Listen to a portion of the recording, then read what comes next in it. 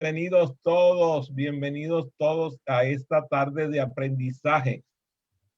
A ver, ¿quién vino a que le enseñaran algo nuevo? ¿Quién vino a que le enseñaran algo nuevo? Oh, es correcto. La niña Dani ya dijo, no, yo no vine a que me enseñaran nada nuevo porque lo que vino ella fue aprender. Y no quiere que le enseñen, quiere educarse ella misma, como debe ser. Bueno, en la tarde de hoy voy a conversar con ustedes respecto a el objetivo del facilitador. El objetivo del facilitador. Y revisemos eso ya con ustedes. A ver, ¿qué me dicen ustedes cuál es el objetivo del facilitador? A ver, ¿quién me dice algo? ¿Será que tengo la palabra? Comunicar.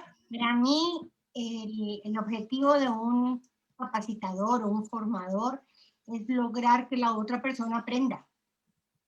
Lograr que el socio de aprendizaje aprenda. Muy bien. A ver, Teresa, querías decir. Sí, motivar y comunicar.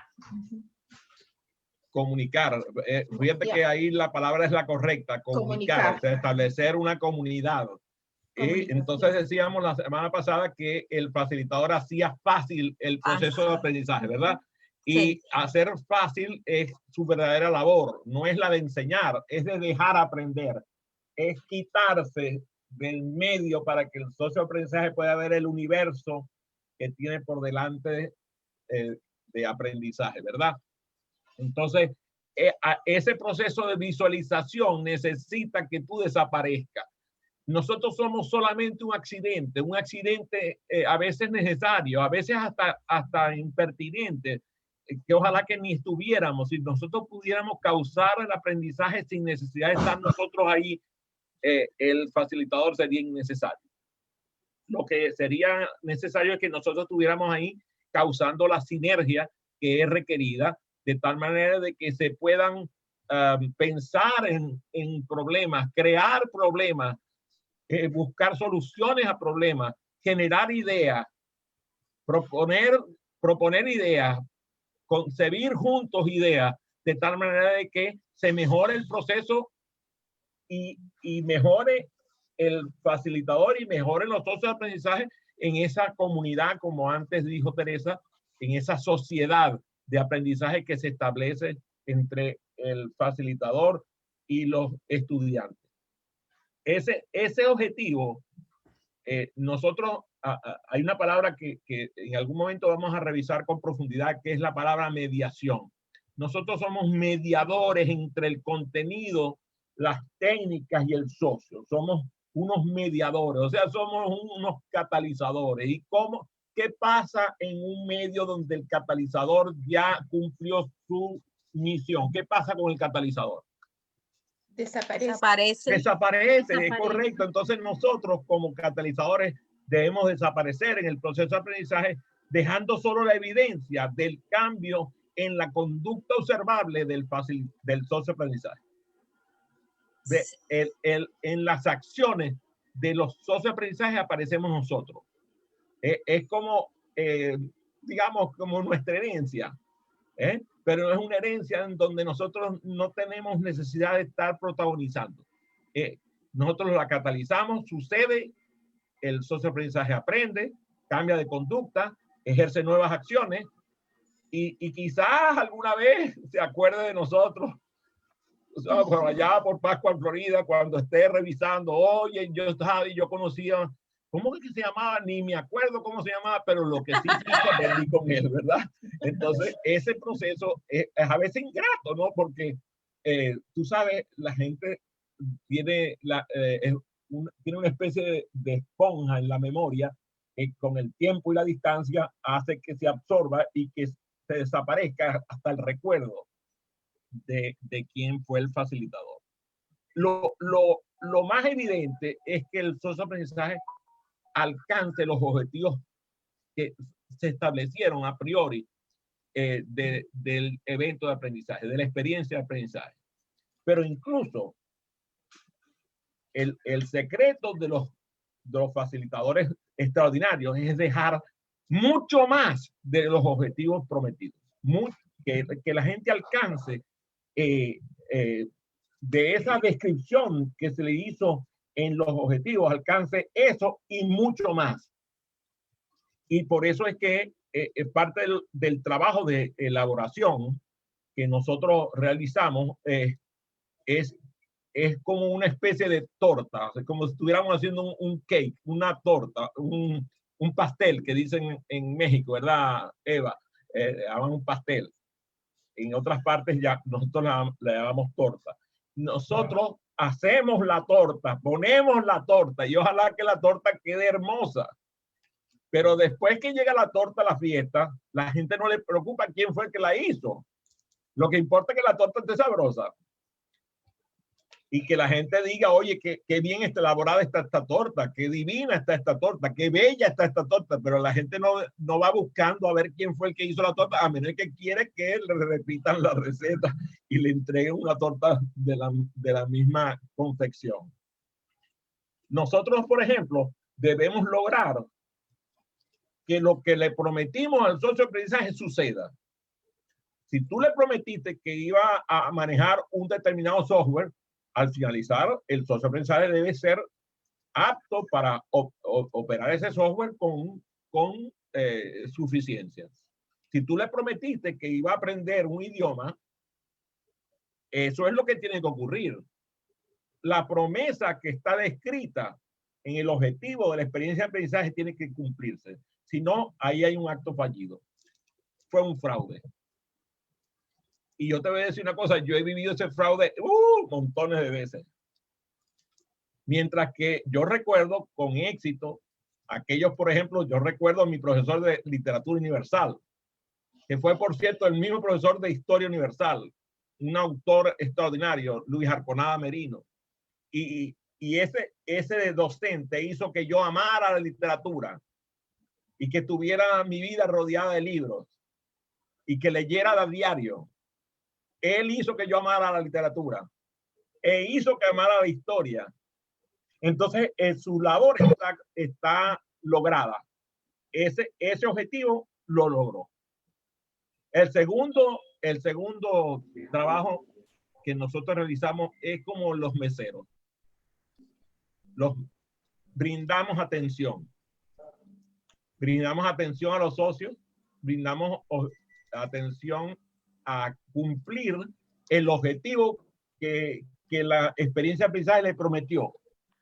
A veces pasa, cuando yo voy a restaurantes de estos maravillosos, en donde el mesero es extraordinario a la hora de vender.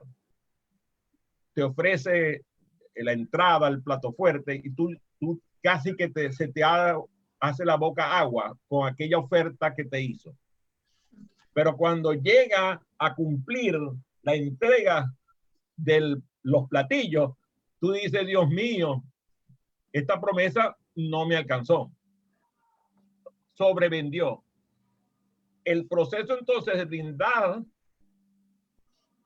el objetivo debe incluso llegar hasta posterior de cumplir la experiencia de aprendizaje. Nosotros debemos lograr la satisfacción incluso posterior. ¿Qué significa eso? Significa que terminada la experiencia de aprendizaje, logrado el cambio de la conducta observable en el plazo corto, se sostenga en el mediano y en el largo plazo. Y que tengamos estrategias para que eso ocurra. De tal manera de que tengamos como paralelo en nuestra mente el cumplir el objetivo inmediato, el objetivo inmediato del objetivo a largo plazo. Claro, no es fácil. No es fácil porque necesitas que haya entonces una relación entre el socio de aprendizaje y el facilitador que garantice que el socio de aprendizaje va a continuar con el interés vivo para profundizar en el tema que tú le facilitas. A veces pasa, dense cuenta, de pronto tú asististe a un evento extraordinario. Mira, de verdad, el programa estuvo estupendo, los objetivos se alcanzaron, incluso tú saliste de ahí y habías conocido lo que te habían prometido. Pero pasa un mes y tú no tienes la menor idea de qué fue lo que pasó. es como si hubiéramos pasado por una especie de dintel en la puerta del lugar y hubiéramos dicho delete, suprimir, y ya se borró.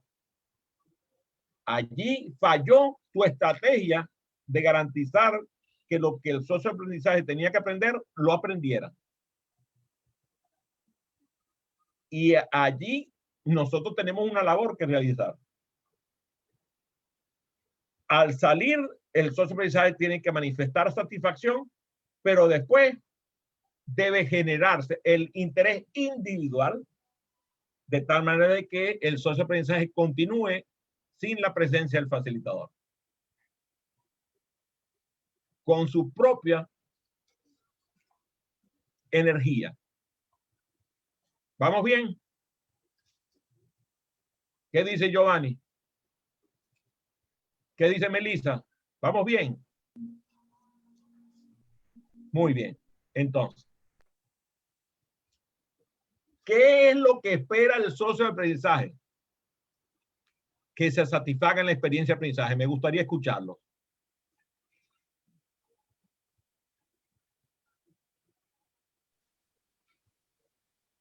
Aprender algo que le va a servir para su vida propia. Ajá, muy bien. Que tenga un aprendizaje significativo. Sí. Adelante, Dani. Dani, ¿me levantaste la mano o fue idea mía?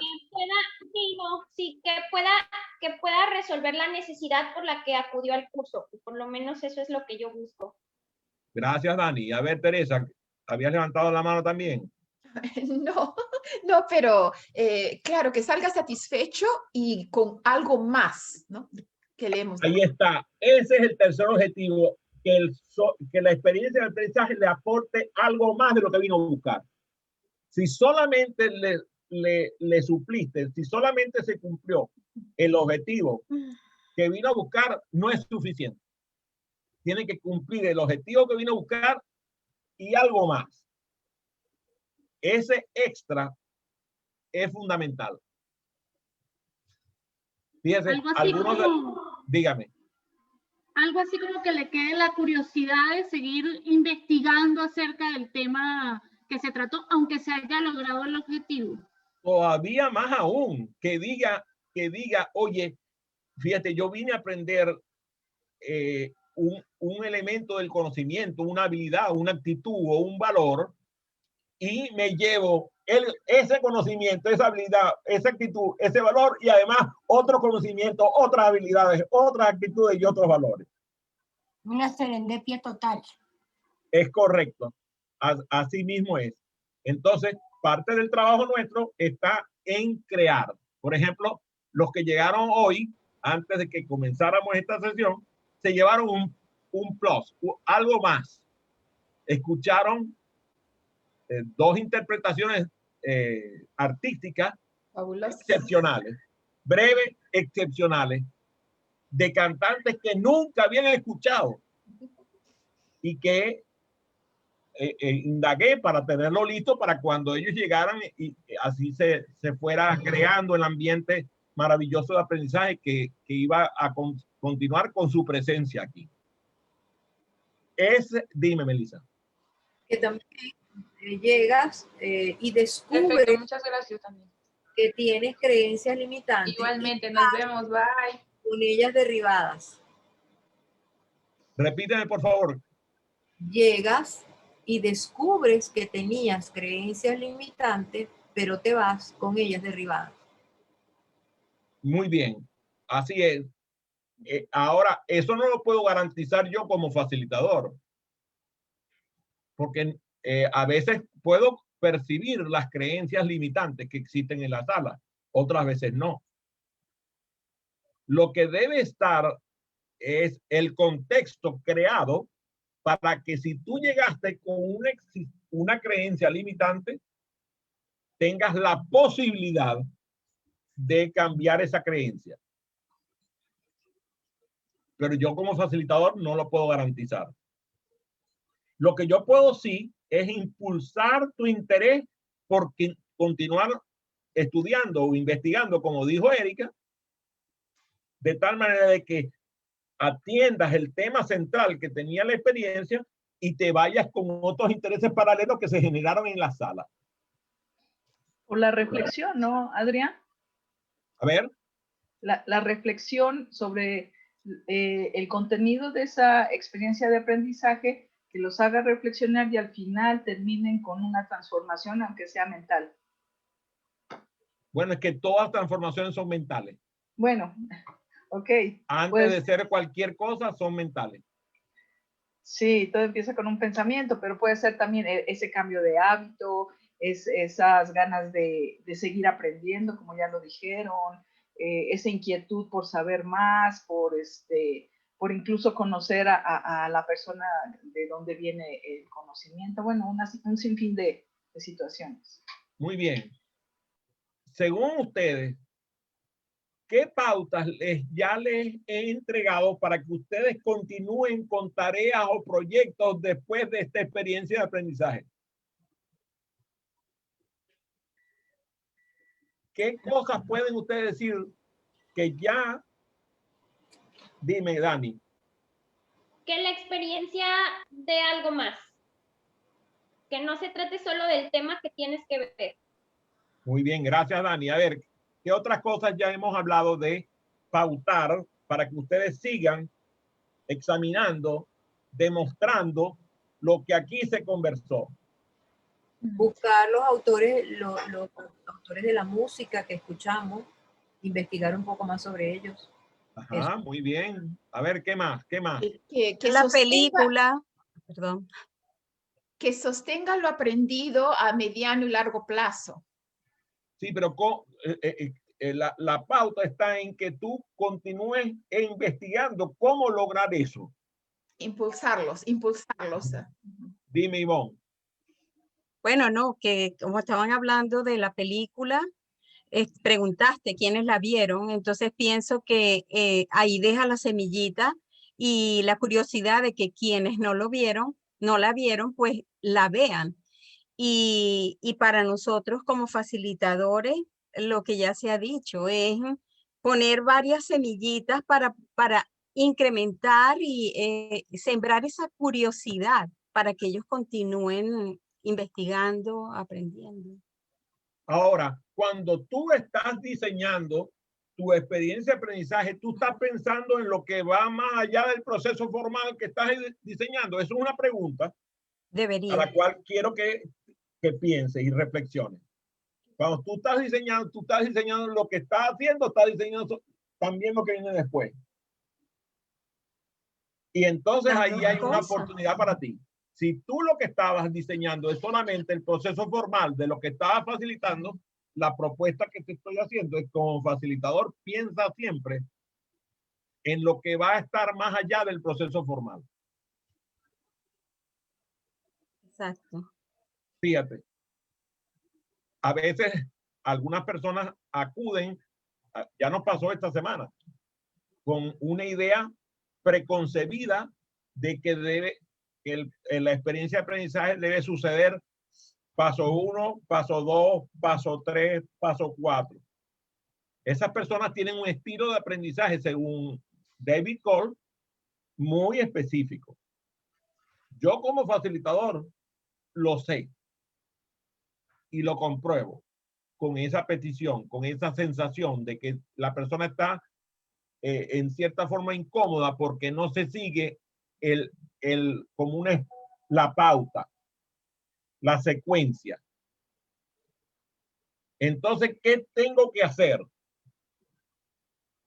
Si yo estoy destruyendo la secuencia a exprofeso. Ayer, los que estuvieron conmigo en la sesión que tuvimos maravillosa, se dieron cuenta que cada vez que alguien pidió que leyéramos un determinado texto que tenía un orden, 1 al 5, 1 al 10, yo empezaba por el 5, empezaba por el 7, seguía por el 3, saltaba para el 1 y era un verdadero embrollo Pero al final alguien dijo, ah, pero se garantizó que se revisaran todos. Derribando Ahora, la creencia limitante de que tiene que ser paso a paso. claro, el problema es que el pensamiento sistemático está tan establecido en el sistema educativo formal que cuando llega alguien aplicando un sistema que es caótico, entonces ese caos ordenado resulta un desafío para algunos socios de aprendizaje. Aquí está un amigo mío, que no voy a decir quién es, pero es el único muchacho que está ahí conectado. Él me avisa, me llama y me dice, mira, ¿y qué pasó? O sea, había gente ahí que venía de otro programa y hicieron una presentación, y ¿cuándo vamos a nosotros a ver lo que ellos venían, de dónde venían ellos? Entonces yo le dije, no te preocupes, tú te vas a aprender todo eso que ellos hicieron y más. Se tranquilizó inmediatamente. Pero ¿qué pasaba? Que es que cuando tú has visto que en un programa vengan los participantes del programa anterior a presentar lo que venían haciendo. Entonces, para los que venían del otro programa fue una sorpresa, pero para los que recibieron a los que venían del anterior programa también fue una sorpresa. Pero esa sorpresa fue favorable porque causó un caos ordenado. ¿Quién tenía el orden en la mente? A ver, ¿quién tenía el orden en la mente? Tú. Yo, que Claro. sabía lo que estaba haciendo. O sea, en algún momento esto va a tomar forma. No necesariamente en una sesión, sino en el programa completo. Mostrar nuevas oportunidades de aprendizaje en campos paralelos. De hecho, de ahí surgió una propuesta de traer participantes de los 20 programas anteriores para que vinieran a hacer presentaciones a los programas que iban sucediendo. Y eso es una maravilla.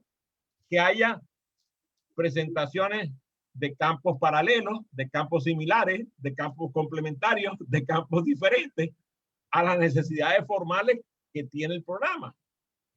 Eso es parte del proceso de aprendizaje. Entonces, si tú estás dando clases de química, a lo mejor lo que tú tienes que traer es un poema. Y tú dirás, ¿pero qué tiene que ver el poema con la clase de química? Bueno, porque, por ejemplo, la tabla periódica tiene un orden, que es un orden matemático. Pero también lo tiene el Quijote.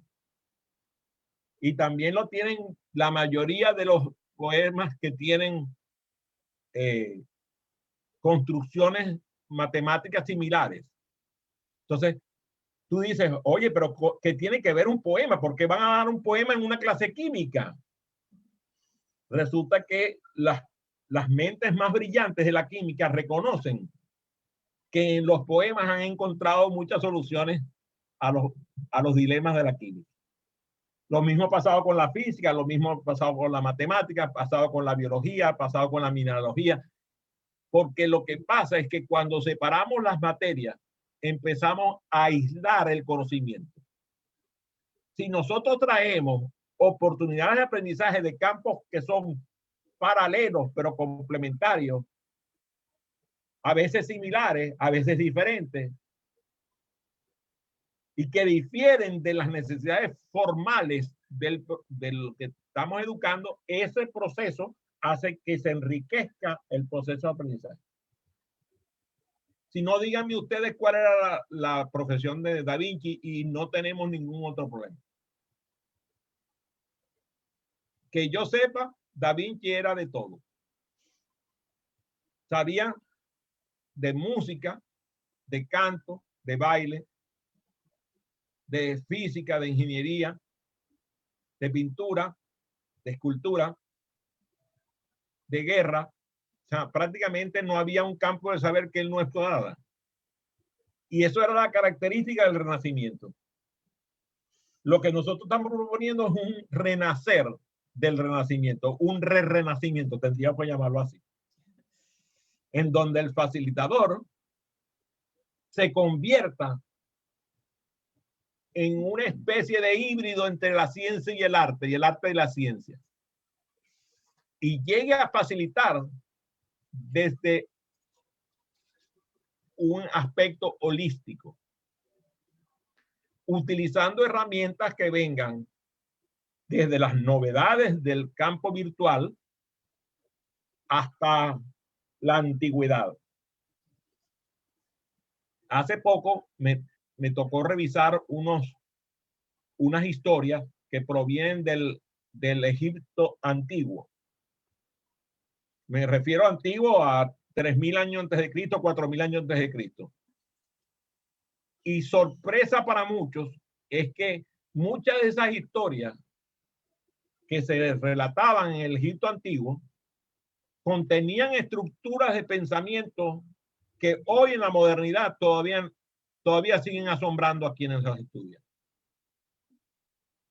Cuando tú ves la Rosetta Stone, algunos de ustedes ya habrán estudiado la Rosetta Stone, en donde están las piedras Rosetta, pues donde están expresadas los tres idiomas que se hablaban en el Egipto antiguo y que los franceses consiguieron por allá por la época que Napoleón llegó a Egipto.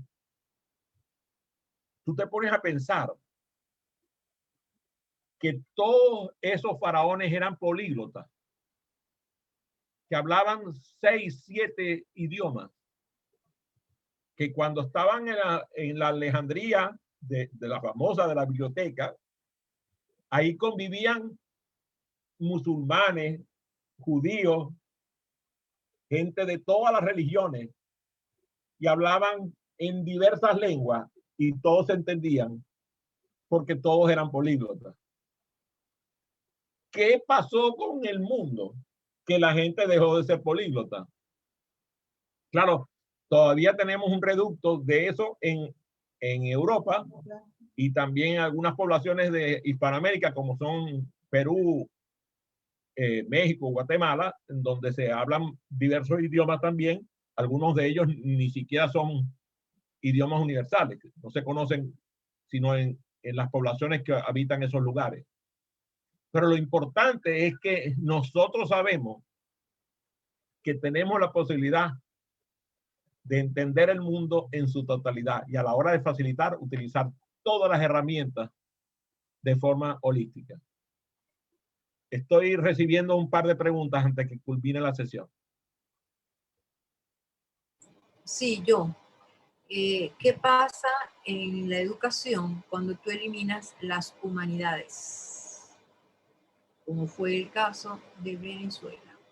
Bueno, no es el caso de Venezuela, es el caso del mundo entero. En muchos países se ha eliminado el estudio de la filosofía, de la psicología, del griego, del latín, de la historia del arte. O sea, eso es un hecho que es muy generalizado. Lo que yo siento es que lo que ocurre es que es como si nosotros tuviéramos partidos por la mitad y solamente tuviéramos la mitad de nuestras posibilidades. Si nosotros cultivamos la ciencia del arte y el arte de la ciencia, el proceso de aprendizaje es mucho más integral y mucho más holístico. Al desprender las humanidades, primero se desprende la esencia del ser humano que está en la persona humana. Y la persona humana se explora dentro de las humanidades. El proceso de la ciencia se vuelve, vamos a decir, aséptico y no permite que la humanidad sea presente. Entonces empezamos a ver, por ejemplo, médicos que la secretaria es la que hace la entrevista y la entrevista del médico dura 3 minutos y ni siquiera el nombre de su paciente lo conoce. Eso es motivo de otro tema. A ver, otra pregunta adicional. ¿Tengo una posibilidad adicional?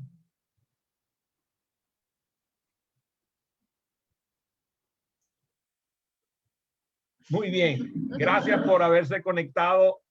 Les doy la bienvenida a futuros eventos. Ya saben que estamos aquí todos los miércoles de 7 a 7:30 de la noche. Detengo la transmisión para despedirnos.